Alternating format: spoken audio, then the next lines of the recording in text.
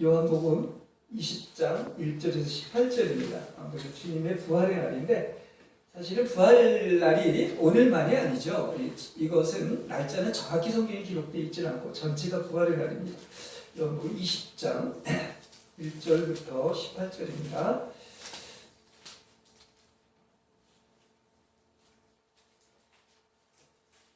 찾으신 줄 알고 봉독하겠습니다. 주간의 첫날 이른 새벽에 막달라 사람 마리아가 무덤에 가서 보니 무덤 어귀를 막은 돌이 이미 옮겨져 있었다. 그래서 그 여자는 시몬 베드로와 예수께서 사랑하시던 그 다른 제자에게 달려가서 말하였다. 누가 주님을 무덤에서 가져갔습니까? 어디에 두었는지 모르겠습니다. 베드로와 그 다른 제자가 나와서 무덤으로 갔다. 둘이 함께 뛰었는데 그 다른 제자가 베드로보다 빨리 달려서 먼저 무덤에 이르렀다. 그런데 그는 몸을 굽혀서 삼배가 놓여 있는 것을 보았으나 안으로 들어가지는 않았다. 시몬 베드로도 그를 뒤따라왔다. 그가 무덤 안으로 들어가 보니 삼배가 놓여 있었고 예수의 머리를 싸맸던 수건은 그 삼배와 함께 놓여 있지 않고 한 곳에 따로 개켜 있었다. 그제서야 먼저 무덤에 다다른 그 다른 제자도 들어가서 보고 믿었다. 아직도 그들은 예수께서 죽은 사람들 가운데서 반드시 살아나야 한다는 성경 말씀을 깨닫지 못하였다. 그래서 제자들은 자기들이 있던 곳으로 다시 돌아갔다. 그런데 마리아는 무덤 밖에 서서 울고 있었다. 울다가 몸을 굽혀서 무덤 속을 들여다보니 흰옷을 입은 천사 둘이 앉아 있었다. 한 천사는 예수의 시신이 놓여 있던 자리 머리맡에 있었고 다른 한 천사는 먼 발치에 있었다. 천사들이 마리아에게 말하였다. 여자여, 왜 우느냐? 마리아가 대답하였다. 누가 우리 주님을 가져갔습니다. 어디에 두었는지 모르겠습니다. 이렇게 말하고 뒤로 돌아섰을 때 그 마리아는 예수께서 서 계신 것을 보았지만 그가 예수신 줄은 알지 못하였다. 예수께서 마리아에게 말씀하셨다. 여자여, 왜 울고 있느냐? 누구를 찾느냐? 마리아는 그가 동산지기인 줄을 알고 여보세요. 당신이 그를 옮겨놓았거든 어디에 두었는지 내게 말해 주세요. 내가 그를 모셔가겠습니다. 라고 말하였다. 예수께서 마리아야 하고 부르셨다. 마리아가 돌아서서 히브리 말로 라보니 하니 이것은 선생님이라는 그런 뜻이다. 예수께서 마리아에게 말씀하셨다. 내게 손을 대지 말아라. 내가 아직 아버지께로 올라가지를 않았다. 이제 네 형제들에게 가서 이르기를 내가 나의 아버지 곧 너의 아버지 나의 하나님 곧 너의 하나님 아버지께로 하나님께로 올라간다고 말하여 막달라 사람 마리아는 제자들에게 가서 자기가 주님을 보았다는 것과 주님께서 자기에게 이런 말씀을 하셨다는 것을 전하였다. 이것은 주님의 말씀입니다. 아주 귀하고 보석 같은 여러분하고 함께 예배를 드리니까 너무 행복합니다. 주 안에서 진실로 여러분을 환영하고 사랑합니다. 이게 그 예배의 그 맛인 것 같아요. 우리 몇 사람은 안 앉아 있지만 정말 그 부활신앙이 우리에게 있으면 좀 말로는 표현할 수 없는 이런 그 엄청난 행복이 있어서 이미 다 이루어지지 않았습니까? 더 이상 뭘 바라겠습니까? 하는 이런 벅찬 어떤 감동과 환희가 있는 것이죠. 그죠? 세상적으로 볼 때 우리 자랑할 하나 없죠. 뭐가 자랑할 게 있습니까? 그런데도 불구하고 고난이 있고 뭐가 있고 그렇게 행복하고 기뻐할 수 있는 것은 이건 뭐 때문이다? 딴 것 때문에 오는 게 아니에요. 오직 주 예수 그분 때문에 이러한 노란 축복이 온다는 사실 아시길 바랍니다. 그래서 우리 교회는 딴 데 초점 맞추지 마세요. 이복 주세요. 그것도 해야 됩니다. 기도는 해야 되겠지만 오직 한 분 두고 예수 그리스도 난 이분 얻으면 나는 전부입니다 하는 우리 교회가 되고, 그래서 제가 여러분을 위해서 기도할 때도 다른 것보다 악에서 보존받기 위해서 기도하라고 하는 예수님의 마지막 기도가 있었던 것처럼 여러분 정말로 요거에 빠지지 않고 악에게서 완전히 보호받고 보존받고, 그래서 이렇게 부활신앙에서 정말 멋들어진 그런 그 부활신앙을 사는 여러분이 되시기를 주님의 이름으로 간절히 축원합니다. 제가 너무 서로를 길어서 죄송해요. 우리 또 박흥재 선교사님까지 와서 예배드리니까 너무 예배가 막 신나는 거예요. 그러니까 이게 서로 영이 통할 때는 이게 서로 상승작용을 일으켜서 폭발적으로 이렇게 영이 해방되게 되는 것입니다. 자, 오늘은 그야말로 우리 부활의 날 아닙니까? 세계적인 명절이지만 정말 이 부활의 능력을, 부활 신앙을 가지고 사는 사람이 돼야 되는 것이죠. 숫자보다도. 그래서 부활의 권세, 이러한 제목을 가지고 같이 은혜를 나누겠습니다. 주 예수님이 부활하셨습니다. 그러면 당연히 감격해서 아멘하고 할렐루야 해야 그게 되는 겁니다. 이 말 한마디가 다 끝난 거예요. 모든 게 다 평정이 될 뿐인 거야. 그렇지 않습니까? 아니, 부활했다는데 더 이상 기쁜 소식이 어디에 있겠습니까? 그죠? 예수님이 부활했다는 것은 이제 우리도 승리자가 된 거예요. 그리고 이것뿐만이 아니라 우리의 영도 살고 혼도 살고 불멸의 몸으로 여러분도 부활한 것을 믿으시기 바랍니다. 미래의 얘기이기도 하지만 지금 현재의 얘기이기도 한 것입니다. 그래서 우리는 이 부활 능력, 부활 신앙으로 사는 사람들은 이제는 더 이상 어떤 죄나 세상의 어떤 환경이나 어려움이나 염려나 근심이나 사탄이나 사망의 권세가 전혀 여러분을 지배하지 못하는 것입니다. 그게 지배하면 안 돼요. 그죠? 그건 그 마귀의 유혹 때문에 그런 겁니다. 절대 그게 아니라는 사실에. 누구만이 승리자다? 아무리 세상 기승을 부려도 우리 주 예수 그분 한 분만이 유일한 승리자임을 믿습니다. 할렐루야. 승리하셨잖아요. 그죠? 그래서 이 찬송을 하고 있는 거예요. 그렇습니다. 그래서 우리는 자꾸 부활을 미래를 생각하는데 이미 여러분 부활했어요. 그렇지 않습니까? 예수 안에 있으면 이미 부활이 시작된 것입니다. 옛사람이 아니잖아요. 전혀 새 사람으로 달려가고 있는데 이제 우리 속사람인 죽었던 영도 살아났습니다. 아멘? 여러분 실제 그런 일들이 다 일어났잖아요. 성령이 들어와서 부활했단 말입니다. 또 우리의 혼인 생각과 의지와 감정도 새롭게 부활했습니다. 그렇죠? 예. 왜냐? 우리에겐 썩어져가는 구습을 쫓는 그 추악한 마음이 아니라 완전히 새로운 예수의 마음이 들어와 있는 것입니다. 뿐만 아니죠. 이제 우리의 몸까지도 점점 더 불사의 몸을 입고 불멸의 몸으로 영광을 입을 줄로 믿습니다.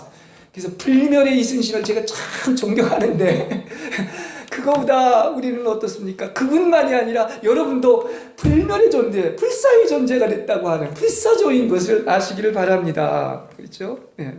그래서 우리는 영광을 이미 입고 가고 있다. 이렇게 얘기합시다. 그래서 정상적인 그리스도인은 누구냐? 생활은 바로 뭐냐? 지금 사망에서 완전히 벗어나가지고 그런 세상의 어떤 부정적이고 소극적인 것들에서 완전히 해방이 돼가지고 어떤 것인가 부활로 가는 지금 여정 속에 있는 게 신앙생활인 것을 알 수가 있습니다. 그렇죠?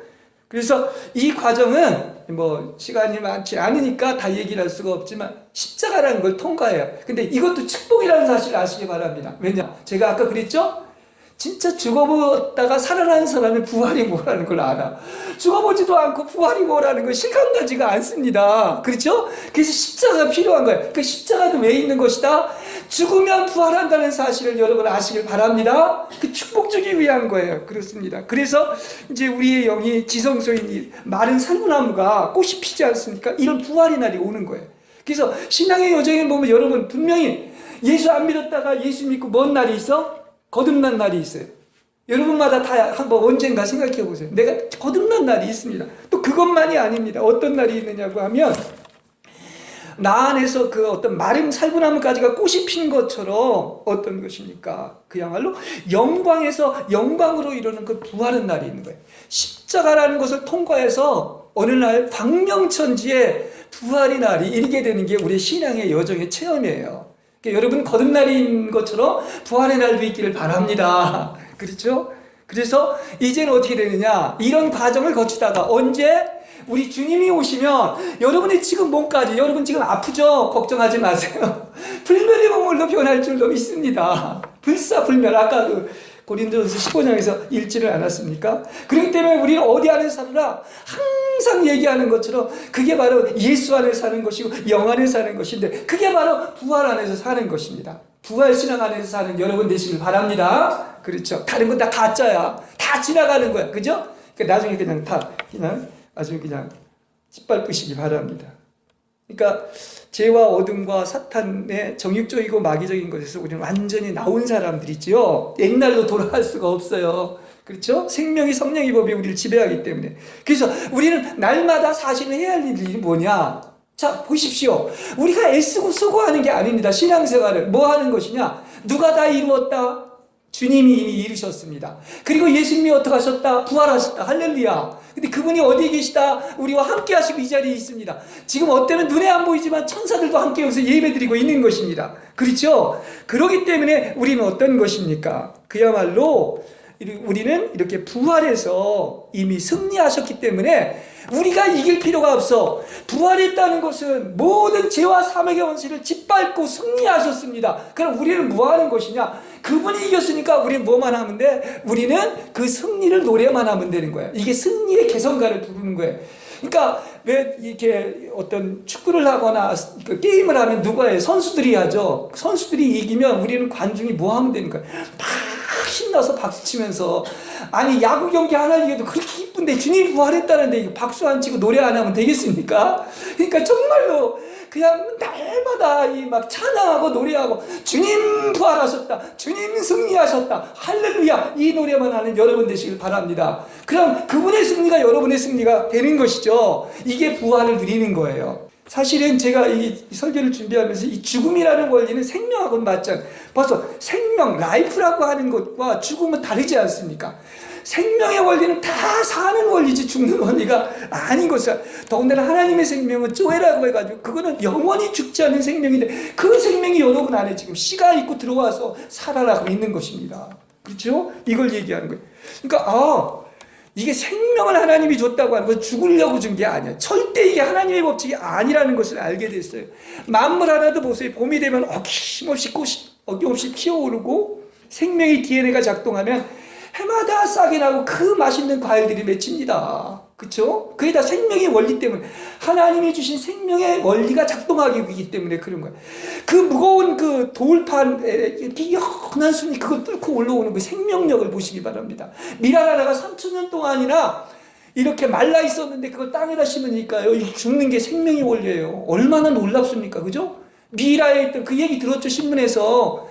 그 밀알 하나를 다시 심었는데 거기서 싹이 났대요. 제가 언제 읽은 적이 있습니다. 그렇습니다. 근데 우리는 또 어떤 존재다?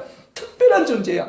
어떤 존재라고 하면 우리는 하나님의 형상과 모양대로 창조되어 있기 때문에, 그것은 여러분에게 하나님의 생명을 여러분에게 주기 위해서 창조했다는 사실을 아시길 바랍니다. 그러니까 하나님의 생명은 어떤 생명이야? 영원한 생명이야. 그죠? 이거 쪼에라고 그래요. 그렇습니다. 그래서 죽지 않는 영원한 생명인데 그 생명이 우리 안에 들어와 있는 것입니다. 그래서 우리는 여러분을 창조한 목적은 여러분 영원히 살도록 해서, 영원히 살아서 영원히 하나님과 내가 같이 살게 하기 위해서 여러분이 지어졌다는 사실을 믿으시기 바랍니다. 이게 하나님의 여러분을 지어진 목적. 얼마나 축복받고 사랑받기 위해서 우리가 창조되었습니까? 그렇습니다. 단지 하나, 사탄인 선악을 알게 하는 지식나무를 먹으면 죽는다. 근데 하필이면 그걸 했죠. 근데 그것도 아무것도 아니야. 나중엔 다 하나님의 뜻대로 이루어지는 거죠. 그래서 죄가 들어오고 죽음의 유죄 판결을 받았지만, 지금은 놀랍게도 어느 시대냐. 참, 이게요, 이날은 이게 이제 성경에서 이 부활절은 본래 성경에는 어느 날이라고 충분 뭐 이렇게 마지막 어떤 그걸 얘기하고 있지만은 그게 중요한 게 아니에요. 주님은 부활하셨습니다. 그러니까 부활했다고 하는 의미는 뭐냐? 날마다가 지금은 주님이 동행하는 부활의 날인 줄로 믿습니다. 그래서 이 날은 날마다 뭐 하는 날이야? 기뻐하고 즐거워하는 날이야. 승리를 선포하는 날이야. 그리고 날마다 감사하고 찬양하고 예배드리는 날인 거예요. 그게 바로 부활의 날의 의미라고 하는 것을 알 수가 있습니다. 그렇기 때문에 제가 얘기를 합니다. 여러분, 계속해서 지금 이 설교를 통해서나 예배를 통해서나 성경을 통해서나 기도를 통해서 계속 하나님이 여러분 속에 생명이 공급되고 있는 거예요. 그 부활의 생명이 공급되고 있다니까요. 다시 말하면 그리스도의 은혜가 여러분 속에 주입되고 있기 때문에 그것을 우리가 이렇게 누리고 체험한다면은 어떻습니까? 우리는 전혀 이 세상 두려워할 게 없습니다. 두려워할 거 없습니다. 그렇죠? 염려할 거 없습니다. 걱정할 거 없습니다. 그 생명이 있는데. 그래서 그 사탄 마귀는 자기 때가 얼마 남지 않은 걸 알고, 특히 신실한 성도일수록 이 박해가 있고 서로 잡아 넘겨 죽게 할 수가 있지만, 성경은 얘기하죠. 육신은 일시적으로 죽이게 할 수 있지만 영혼은 아무도 건들지를 못해요. 누구만? 하나님만이 할 수가 있는 거예요. 오히려 그런 걸 우리 믿는 사람에게 허락한 것은 더 큰 부활의 능력과 상을 주고 영광에 이르게 하시기 위한 것을 아시기 바랍니다. 그걸 우리가 알고 나면 난 차라리 오히려 주를 위해서라면 기쁜 마음으로 내가 고난과 핍박을 당하는 것을 기뻐하고 감사하는, 주님 때문에 고난당하기를 더 원한다고 하는 사실, 이게 부활신앙을 가진 사람 이런 어떤 생각을 한다니까. 나 하나 그냥 편하고 잘되고 뭐 우리 교회 어떻고 이게 아니에요. 내가 정말 주님의 고난에 동참해서 정말 어떻습니까? 주님과 더 살면서도 그게 기쁜 게 이게 부활의 어떤 누림이에요. 이걸 알수. 그러니까 우리는 아주 특별한 사람, 세상이 감당 못하는 사람. 왜냐? 핍박당해도 더 기뻐하고, 예? 아픔이 와도 더 감사하고, 고난을 당해도 누가 나를 어디다 감옥에다 넘겨줘도 더 기뻐할 수 있는 거예요. 더 기뻐할 수 있어. 왜냐? 더 큰 놀라운 영광이 따르기 때문인 것을 알 수가 있어요. 여러분, 아무도 두려워하지 마세요. 분명히 여러분한테 얘기해서 누구 말고는 하나님하고 두려워할 거 없다고 그랬어. 맞아요, 안 맞아요? 그죠? 하나님만 두려워하시길 바랍니다. 근데 뭘 두려워할 게 있어요, 우리 인생 살면서. 자, 오늘 본문 얘기를 하도록 하겠습니다. 오늘 본문에 보면 안식 후 다음 날이라고 했어요. 그죠? 그러니까 이 안식 후 다음 날이 바로 부활의 날을 얘기하고 있는데, 이른 새벽에 일어난 일입니다. 아직 어두울 때 막달라 여자 마리아가 무덤에 가보니 무덤을 막았던 돌이 이미 치워져 있었습니다. 근데 여러분들은 좀 감명이 좀 있을 필요가 있어요. 성경을 읽으면 그냥 다 기적 같은 얘기고 놀라운 얘기인데 놀라는 적이 별로 없는 것 같아요. 이 자체가 놀랄 일 아니에요? 그죠? 왜? 가보니까 빈 무덤인 거예요. 그렇죠? 사망과는 정반대로 기독교 수천 년, 기독교만이 아니라 인류의 역사에서 빈 무덤은 우리 예수님밖에 없는 거 아닙니까? 이거 하나만 해도 놀라운 일이지 않습니까? 공자와 뭐 부처가 누구죠? 부처 맞나요? 소크라테스 다 무덤이 있잖아. 유일하게 빈 무덤은 예수님의 무덤밖에 없어요. 이건 사망과는 정반대인 것을 얘기하고 있는 거예요. 이게 그리고 나사로와는 달리 영원히 사는 유일한 부활의 첫 시작, 첫 열매를 얘기해주고 있는 것입니다. 부활의 첫 열매가 됐다는 것은 바로 예수 믿는 여러분, 그 생명이 여러분에게 들어온 여러분에게도 계속 열매가 맺혀진다는 사실이에요. 그죠? 그걸 얘기하고 있습니다. 그래서 안식일 다음 날을 이제 안식일이 7일이라는 개념이니까 8일이죠. 그래서 성경에는 숫자가 많이 있는데 8은 원래 부활을 의미하는 거예요. 부활. 그렇습니다. 그래서 주님이 부활하신 이 날이 바로 주일이라고 그러는데, 이게 부활한 날을 기념으로 해서 그때부터 이 날이 시작된 것을 알 수 있습니다. 안식 후 다음 날, 제8일에 해당되는 거. 그리고 사도행전에 보면, 그래서 그들은 매주 모일 때 특히 언제 모였느냐? 안식 후 다음 날 모여서 같이 떡을 떼고 예배를 드리고 했던 것을 알 수 있습니다. 무엇 때문이다? 그게 생기게 된 것은 바로 주님의 부활을 기념해서 그 날이 생겼다는 사실을 여러분 아시길 바랍니다. 그래서 아까도 제가 얘기했죠? 지금은 모든 날이 어떤 날이다? 사실은 주님과 계속 영원히 동행하고 있는데, 그럼 날마다가 무슨 날이에요? 그 날이 기뻐하는 날이요? 예배하는 날입니다. 그죠? 부활한 날입니다. 이걸 얘기하고 있는 거예요. 그러니까 다시 말하면 예창조에 속하는 모든 것은 다 끝났습니다. 부활과 함께 끝났습니다. 그리고 주님이 부활하신 새 창조 안에서 우리는 어떻습니까? 이 부활의 생명이 들어와 주님과 함께 사는 것이 영원히 지속되고 있는 거예요. 앞으로 신천신지뿐만 아니라 여러분 속에 이미 벌써 천국이 이루어진 거예요. 그죠? 네. 자, 그래서 초기에 주님이 부활해서 나왔기 때문에 부활을 노래하기 위한 것이고, 그 모든 사람들이 기념한 것도 바로 뭐냐? 부활에 대한 걸 기념한 것. 부활을, 성찬을 얘기하는 것도 부활을 얘기하고 있는 것. 예배를 드린 것도 부활을 얘기하고 있는 것이고, 사도들이 선포한 것도 예수가 3일 만에 죽었다가 다시 살아났어. 이 간단한 이 얘기 하나 전한 거야. 딴 거 전한 게 없어요. 지금하고 달라요. 그리고 알 수가 있습니다. 본래 안식일은 토요일 아닙니까? 그렇죠. 그래서 이게 부활의 날로 여러분 옛 시대가 가고 새 시대가 열렸다는 사실을 아시길 바랍니다. 지금은 어느 시대다? 새 시대를 우리가 살고 있는 거야. 그래서 우리 천주교는 뭐 자꾸 신앙을 뭐 그냥 옛날 그 구약으로 이렇게 돌아가는 얘기를 많이 하고 무슨 고난을 많이 얘기하지만, 사실 개신교의 큰 것 특징 중에 하나고, 바울이 얘기한 거라 루터가 얘기한 거 바로 뭐냐? 이 날은 어떤 날이다? 무슨 날이다? 기뻐하는 날이야. 기뻐하는 날이야. 그러니까 기쁨을 회복한 거야. 그러니까 기쁨을 노래하는 것이 부활 이후의 새 시대의 특징이라는 사실을 아시기를 바랍니다. 기뻐해야 돼요. 그게 하나님의 뜻인 것입니다. 우리가 믿는 것은 종교도 아니에요. 그리고 우리가 믿는 분은 어떤 것입니까? 우리의 종교라고 굳이 얘기한다면 우리의 종교는 기쁨의 종교인 거야. 기뻐하는 거야. 그렇지 않습니까? 여러분 얼마나 기뻐하고 있습니까? 일주일 내내 쉬지 않고 여러분 기도하시고 감사하시고 항상 기뻐하는 여러분 되시길 바랍니다. 모든 일에 기뻐하는 여러분 되시길 바랍니다. 왜냐? 누가 왔어요? 여러분 신부들이에요? 근데 누가 왔어? 신랑이 왔는데 기뻐 안 하면 그거 비정상이죠. 아, 신랑이 왔는데 그렇지 않습니까? 이제 오늘 본문에 보니까 마리아가 몸을 굽혀서 이 수위가 흩어져 있는, 이제 그 예수님의 몸을 감쌌던 수위가 흩어져 있는 것을 보았지만 안에 들어가지는 않았습니다. 그리고 곧 뒤따라온 베드로가 무덤 안에 들어가서 보니까 수위가 흩어져 있는 것을 보았는데 예수의 머리에 싸맸던 수건은 수위와 함께 흩어져 있고 한 곳에 개켜져 있었습니다. 그러면 왜 이런 얘기가 굳이 성경에 기록되어 있을까? 둘 다 뭐 개켜졌다고 한다든지 하나는 둘 다 개켜져 있지 않다고 하는, 이거는 뭘 하기에 하나님의 목적이 있는 거예요.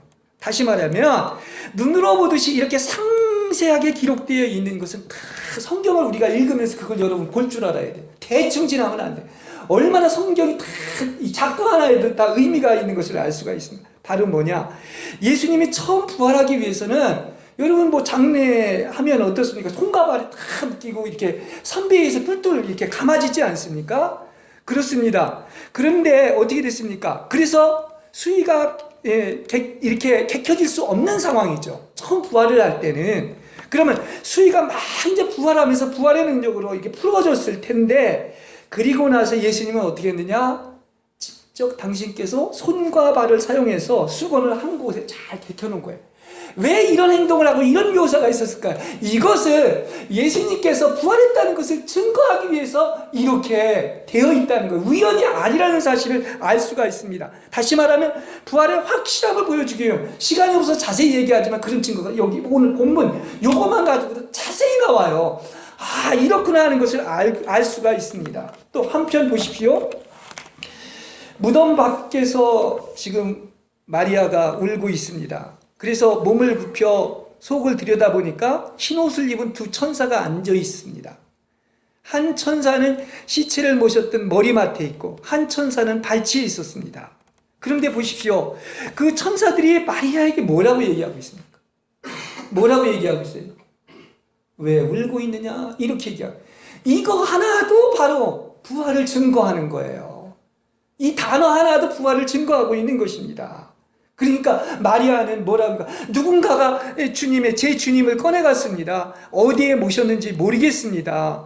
그리고 뒤를 돌아봤더니 예수님이 거기에 서 계셨으나 그분이 예수인 줄은 아직도 모르고 있는 거예요.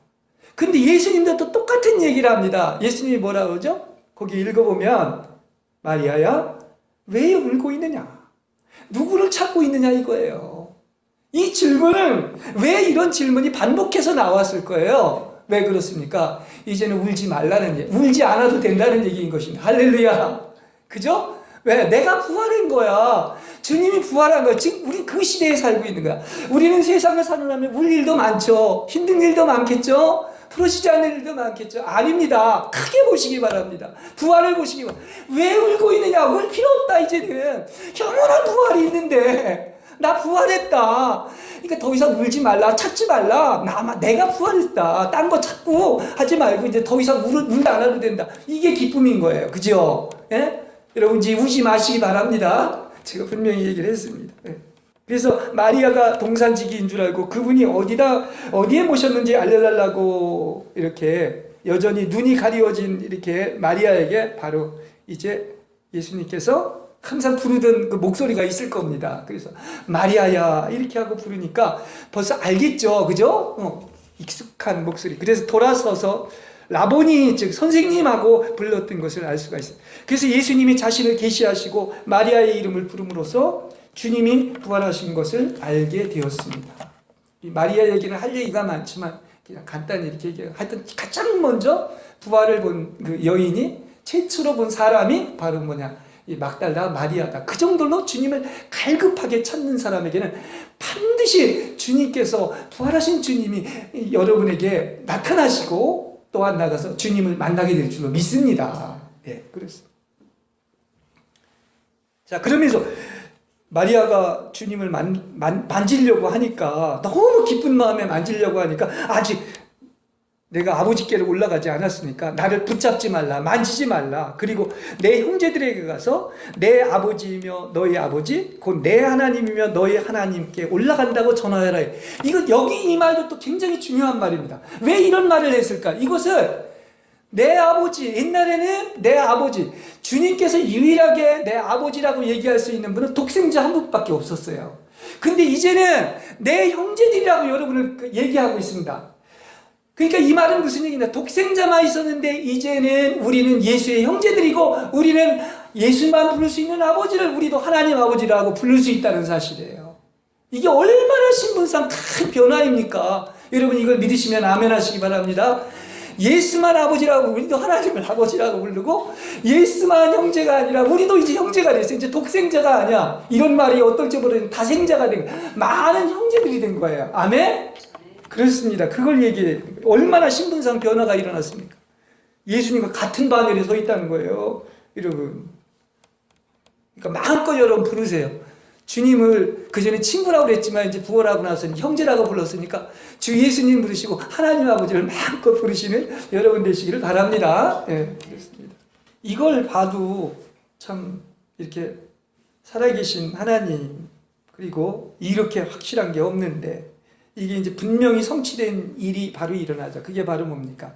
아마 이때는 이제 주님께서 마가다라 방에 제자들한테 엠마우 도상에다 나타난 이미 벌써 하늘을 갔다 오신 거예요.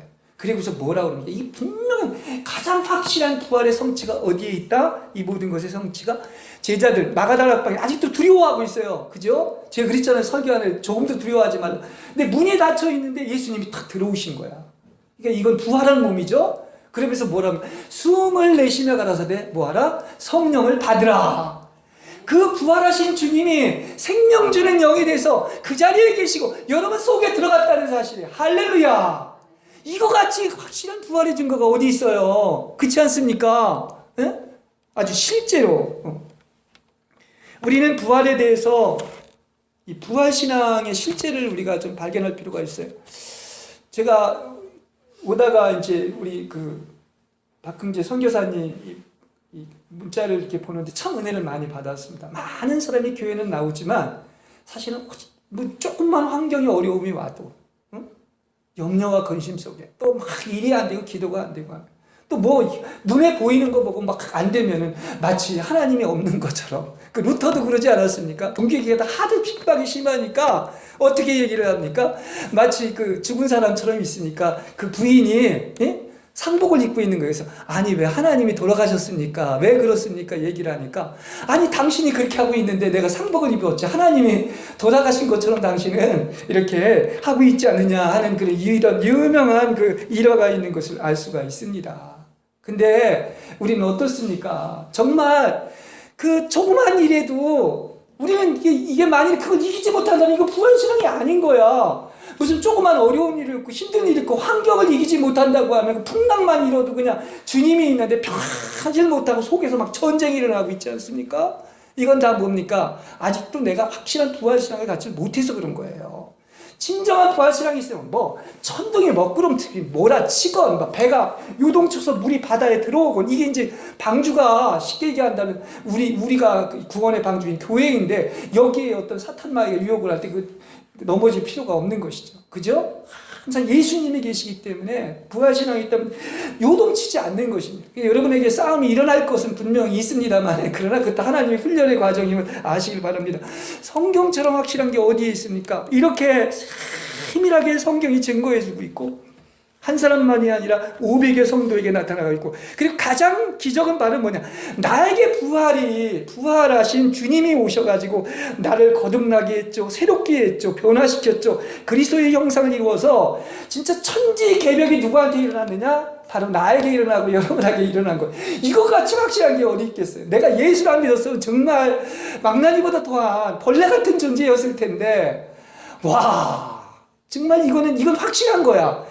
세상에 가장 큰 기적이 내가 볼 때는 어떤 기적이나 여러분이 변하는 게 기적이야. 여러분 예수 안 믿었으면 망나니보다 더 했을 겁니다. 근데 내가 변해서 이렇게 정말 이런 엄청난 새 사람으로 천지개를 일어난 걸 보면 이거야말로 기적인 것입니다. 최고의 기적이 여러분들 변하는 게 최고의 기적이라니까. 이게요, 인간이 윤리도덕 갖고 아무것도 안 돼. 근데 하나님만이 이렇게 우리를 정말로 하늘의 사람으로, 하늘이 열리고 그야말로 어떻습니까? 그야말로 하나님의 형제들도 만들어 주실 줄로 믿습니다. 이게 가장 나는 확실한 부활의 어떤 증거라고 생각해요. 하나님은 살아계십니다. 그죠? 그리고 2000년 역사가 증거를 해주고 있어요. 우리 유럽 이제 선교사님은 더 잘 알겠지만 정말 이게 역사가 아니고서는 이 유적 하나에서도 모든 것이 그 숨결이 만일에 하나님이 살아계시지를 않다고 한다면 50년도 못 갔을 거예요. 100년도 못 가요. 그건 역사가 증거하는 거야. 모든 것이 다 무슨 일하는 하고 모든 게 있었고 훌륭한 사람들이 있었지만 그게 100년도 못 가지 않습니까? 근데 하나님이 살아계셨기 때문에 그 역사 자체가 그걸 다 증거해주고 있잖아요. 그 중에서 가장 확실한 증거 중에 또 하나가 뭐냐? 순교한 자들이 수천만 명이 된다고요. 얼마나 많은지. 근데 우리한테 막 그런 일이 닥쳤다고 했을 때 만일에 그냥 두렵고 벌벌 떨고 한다면 어떻게 그렇게 기쁜 마음으로 웃으면서 죽겠어요? 한 번도 나를 배신한 적은 주님이 없는데 내가 어떻게 주님을 기꺼이 달게 이렇게 순교를 당하지 않습니까? 이건 뭐 때문이야? 이게 살아계신 주님 때문에 그런 거야. 부활신앙이 있기 때문에 그런 거야. 그렇지 않습니까? 그렇지 않다면 이건 설명이 될 수가 없는 거예요. 나도 감히 이런 생각을 합니다. 뭐 좀 잘 나가면 좋겠는데 내가 한 3, 40년을 끊임없이 밑바닥에 있다 보니까 근데 내가 하나님의 뜻을 분별을 했어요. 요즘에 무슨 분별을 했느냐, 내가 이러니까 정말로 조금이라도 새 사람 됐고 부활신앙을 알게 됐지, 내가 잘 나갔으면 내가 죽었다 살아난 경험은 어떻게 여러분한테 부활신앙을 얘기하겠어요. 내가 30년을 그 밑바닥에서 겨보면서 죽어보면서 세상에 그 모든 소망을 다 잃어보면서 아유 나 이제 끝났나 죽었나 이런 생각을 했는데 이걸 알려주려고 이렇게 했구나. 그래서 그전에 하나님이 나 버리신 줄 알았대. 누구보다 나를 가장 사랑하고 있구나. 이걸 알고 나서부터는 너무 이게 기쁜 거예요. 이게 뭐 이렇게 겉에 보이는 게 중요한 것이 아니라는 것을 알게 됐습니다. 이거 알려주려고 이게 제대로 죽어야 제대로 부활을 알게 하시려고 이렇게 하셨구나 하는 걸 생각할 때 완전히 뒤집어진 거예요. 그때부터 그것을 얘기하고 있습니다. 역사 자체나 이게 순교자 하나만 봐도, 내 자신이 변한 거 하나만 봐도 이건 주님 부활하지 않고는 증명할 수가 없는 것이다. 여러분, 하나님은 살아계십니다. 이 한마디만 갖고도 여러분 평생 감격해야 돼. 그랬잖아요. 그래서 내가 왜 아멘 안 하느냐고, 왜 할렐루야 안 하느냐고. 살아왔다는데 그거 같이 놀라운 소식이 어떻게 뭘 다른 소식을 얘기해요. 설교 다 한 겁니다. 어떻게 보면 그렇지 않습니까? 그걸 얘기하고 있는 거예요. 그래서 예수님이 부활의 첫 열매가 됐고 살아계시기 때문에 우리는 어떻다? 강건하고 담대한 여러분 되시길 바랍니다. 그렇죠? 이렇게 부활이 확실한데 성경 말씀처럼 누가 우리를 감히 맞설 것이며 고소하면서 정지할 것입니까? 누가 우리를 그리스도의 사랑에서 끊겠습니까? 세상의 죄, 사망, 사탄, 사망의 독침, 온갖 염려, 걱정, 심지어 죽음까지도 정말 어떻습니까? 주님이 은혜 주시면 정말로 그 모든 것을 다 일거에 제압하게 될 줄로 믿습니다. 일거에 제압하게 되는 거예요. 왜냐? 예수님이 사망 권세 예창조에 속한 걸 다 이미 벌써 다 끝내셨습니다. 그죠? 근데 그게 아직도 나를 지배한다면 옛 어떤 죄와 사망의 법이 지배를 하는 거예요. 지금 생명의 성령의 법이 지배하고 있단 말입니다. 그렇죠? 그러니까 모든 것 이미 2000년에 끝났고 승리했고 부활신앙 안에 있다면 세상은 한주먹거리에 불과한 거예요. 아멘? 너무 큰 소리 치는 것 같은데 이게 내가 예수 믿고 큰 소리 치는 거지, 그렇지 않고 무슨 때그로 내가 이런 얘기를 하겠습니까? 그렇습니다. 나는 여러분한테 이렇게 선포하고 싶어요. 죽음도 두려움이 없는데, 그렇지 않습니까? 죽음도 두려워할 것이 아닌데, 두려워하지 않는데 우리 정복하지 못할 게 어디에 있겠습니까? 그죠? 이게 부활신앙인 거야. 부활신앙은 이기지 못하는 게 없는 게 부활신앙이야. 그렇죠? 우리한테는 이 신앙생활하면 시련과 궁핍이 옵니다. 오히려 옳게 살려고 할수록 제대로 된 사람일수록 하나님이 사랑하는 사람일수록 너무 사랑하기 때문에 그런 시련과 궁핍과 어려움과 고난이 오는 거야. 근데 그건 아무나한테 주는 축복이야. 순교도 아무나한테 주는 축복이 아니야. 다 길이 달라. 그건 여러분 복 주시고 온전케 하기 위한 것임을 믿으시기 바랍니다. 그런 게 오면 그거 갖고 힘들어하지 마시고 더 이상 이제 달게 기쁜 마음으로 받아들이십시오. 오히려 그런 게 오면 어떡합니까? 더 주님을 감사하고 찬양하고 더 누리시는 여러분 되시길 바랍니다.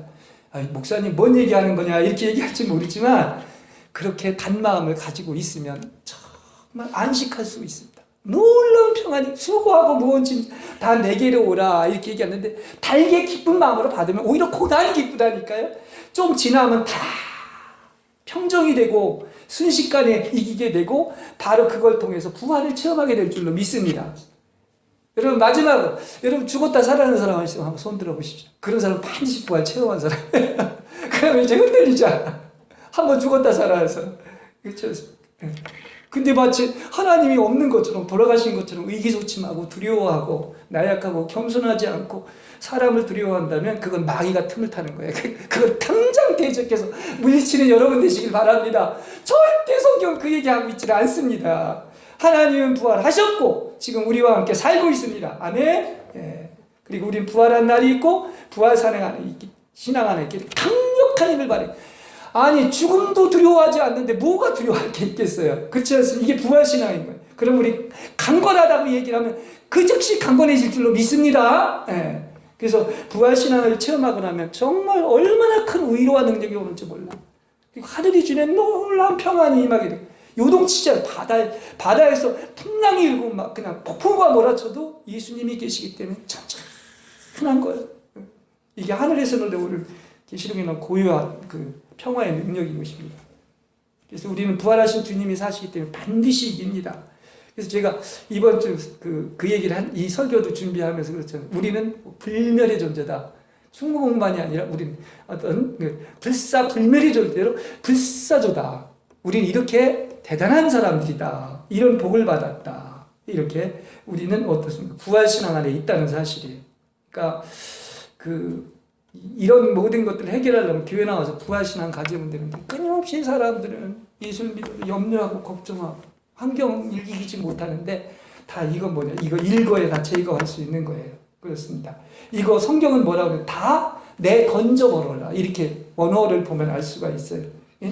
더 이상 그런 걸로 염려하고 걱정하지 마시고 예체 행주에 속한 모든 부정적인 것, 세상, 죄, 사망, 사탄 그 모든 것 다 짓밟아버리고 그야말로 부활신앙으로 정말 사시는 여러분이 되시기를 주님의 이름으로 간절히 축원합니다. 네.